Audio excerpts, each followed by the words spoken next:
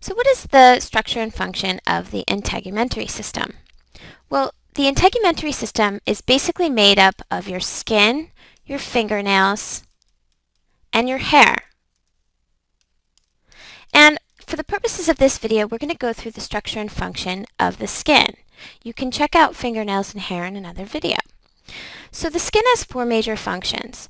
One, it helps with the excretion of water, salts, and urea. Two, it regulates temperature. Three, it produces vitamin D, which helps with calcium absorption, which is of course important for nerve function, muscle function as well. And four, skin is an important sensory organ. It helps us relay signals to the brain about our surroundings. So what is skin made of? Well, four types of tissue. One is called epithelial tissue. It also contains nerve tissue, muscle tissue that enables movement, and connective tissue for protection. Skin can be broken down into several layers, including the epidermis, the dermis, and the hypodermis, sometimes called the subcutaneous layer.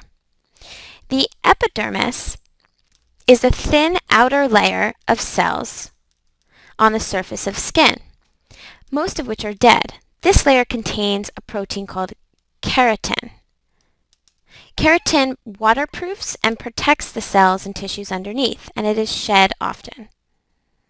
The inner layer of the epidermis also produces a pigment